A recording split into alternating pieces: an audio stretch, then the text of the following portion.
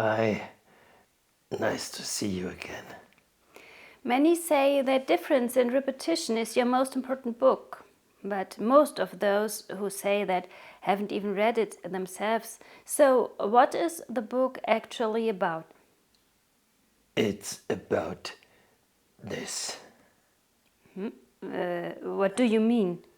Well, this year, about our 50th video about you, about me, about the entire puppet theater thing, and of course, about philosophy.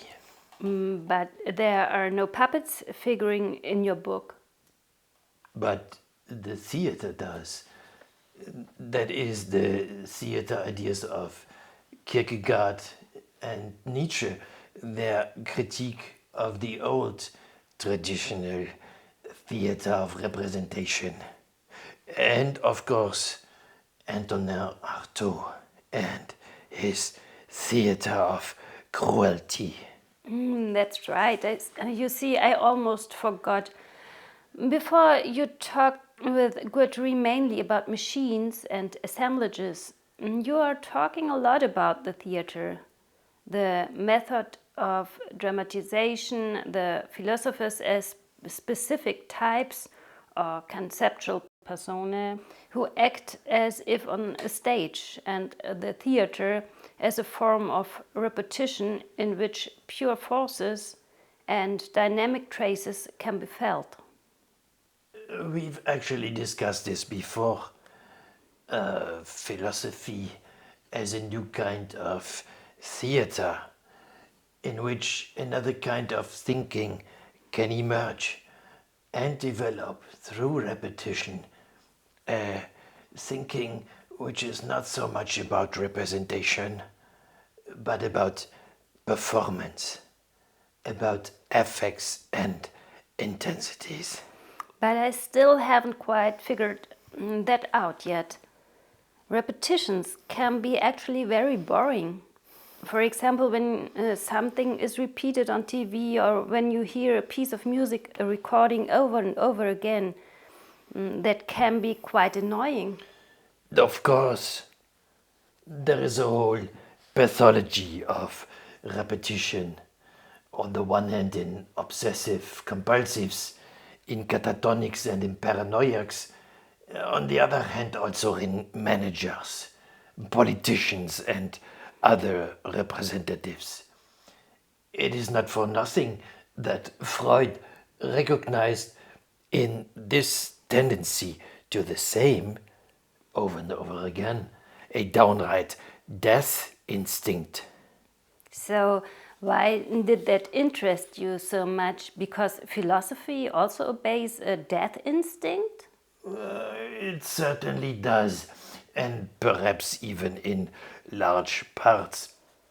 But I wanted to counter this with something in which the positive and productive aspects of repetition emerge. I wanted to intervene in the common image of repetition, to change it and to reverse it. At the beginning of Difference and Repetition, you refer to Kierkegaard, Peggy, and Nietzsche. For me, these are the three great repeaters of history. Because, in different ways, but basically following a similar intuition, they have fundamentally transformed our idea of this phenomenon.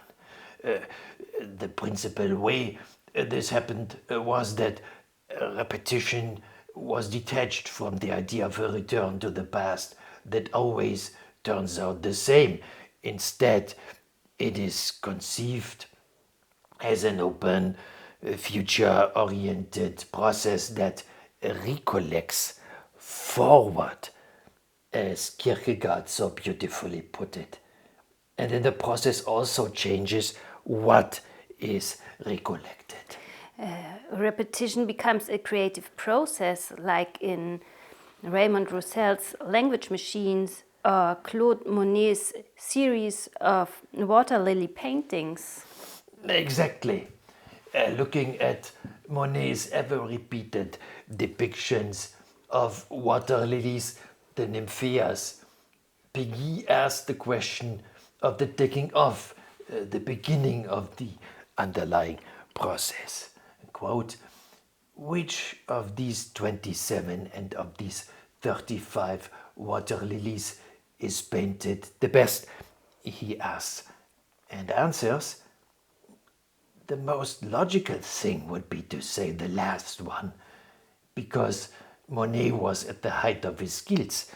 But I, that is Peggy, I say, on the contrary, it was actually the first, because then he was least skilled at doing it. End of quote. For me, repetition thus interiorizes itself. That is, it becomes defined as a relationship and a behavior towards an event or a difference that is not similar or equivalent to anything else. In this sense, this puppet theater would also be part of such an open, productive repetition. But what then is the singularity of the first piece that set in motion the repetitive process that continues via further pieces, that is these films here today for the 50th time? For us, as participants, it is of course difficult to say that.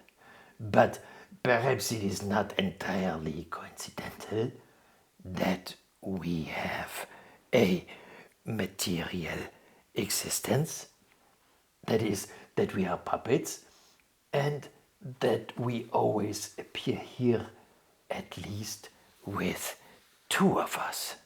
So basically, the entire process wouldn't be about your books, as important as difference and repetition may be.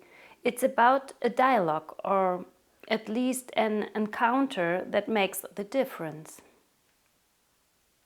I guess if we just keep doing these repetitions here, we'll figure it out.